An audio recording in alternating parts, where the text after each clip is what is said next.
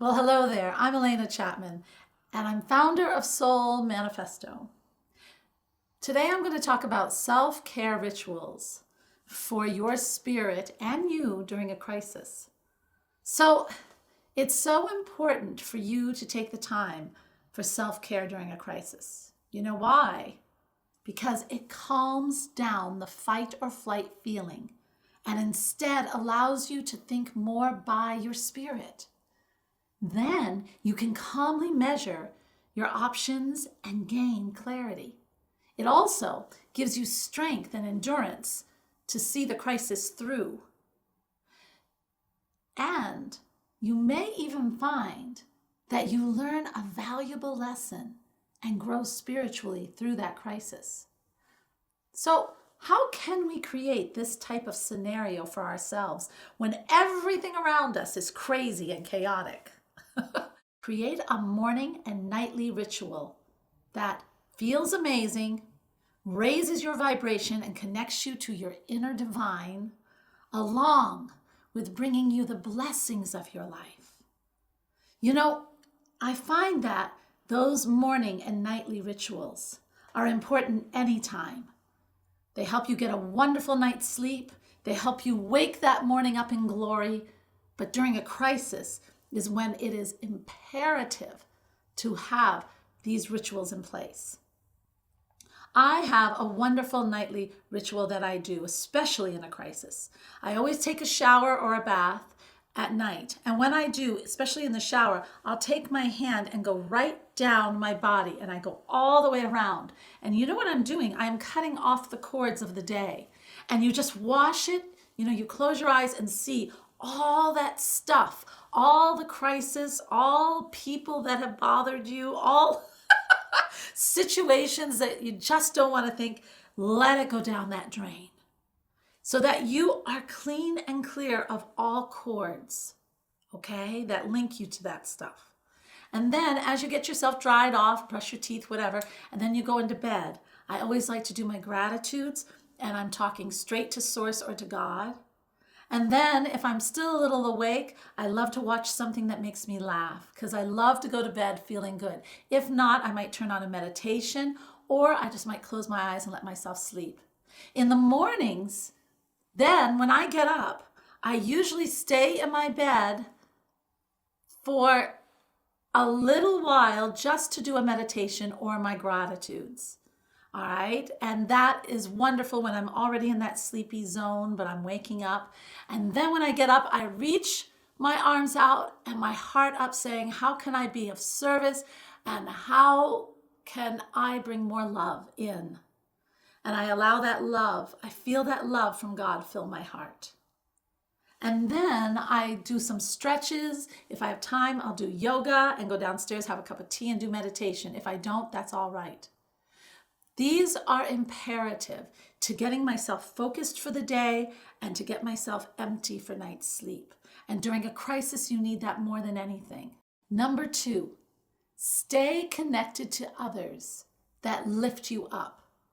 Good friends are such a big asset. Laugh, enjoy, and lift each other up during a crisis. Every phone call or visit will feel good and enriching, just what you need. Number 3, listen to things that lift you up. Again, sounds easy. The news may be a downer, so turn it off. Instead, listen to music that makes you want to dance or feel that peace. Videos or shows that make you laugh or enrich your life and your knowledge. This all puts you at a higher vibration and a way of thinking that helps you during your crisis.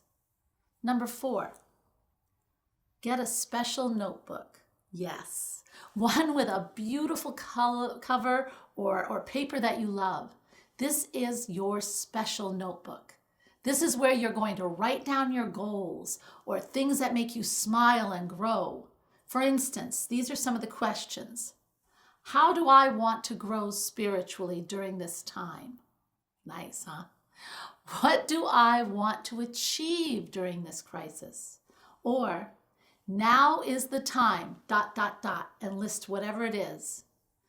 This gives you a powerful focus, a goal or intention to aim for during a crisis. It's a feeling of aiming that arrow right at the target, an achievement, and a sense of control over the crisis. And this is so important because if you have control, then the crisis does not have control over you. Exercise, always good to do. Exercise releases endorphins. It gives you more of that feeling of accomplishment when you do the sit-ups. It gives you also a stronger feeling. Also, you can release built-up anxiety or anxious energy or unhappy feelings of any sort. Exercise is a must for the mind, body, and spiritual growth. Number 6, you might not think of this, but eat clean. During any time of virus or crisis, we always want to reach for the sugar or complex carbohydrates like bread, cookies, popcorn. However, it is so important to feed the mind and body with food that nourishes and provides long-lasting energy. Food like veggies, even raw, fruits, and protein. You will find that these clean foods help you to deal with the stressful feeling with more ease. You will feel calmer and more in control of your life. And number 7, you may be saying, Alena, what do you mean when you say just be? Because I always say just be. And during a crisis, it is the most important time to just be. This is when you want progress, but what you need to do is to stop. Just being means to take time to just be with yourself, without the radio, without the TV, without other people. And why is just being so important? Because when you are just being, maybe you're just relaxing in a sunny part of the house or out in the yard. Maybe you just get, my favorite thing to do is I love to get a little tray and put in the morning, on like a Sunday morning before people get up, I love to put like a tangerine, some toast, and my tea. And then I bring it up into my bed and I sit there with nothing else and I just be.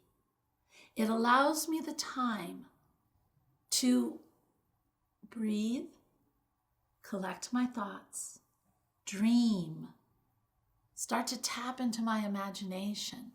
And during a crisis, this is the time when you are just being and you're being still, that the ideas will come. Ideas to deal with the crisis, to make your life better. If the busier you stay, the more those ideas will not come. You have to find the time to nourish yourself and just be. Those are the 7 ways and rituals to build into your life. Heck, they are the 7 rituals you should always have in your life. But during a crisis, they are imperative. And when you put all of these into your life, your crisis will turn more into a slight challenge.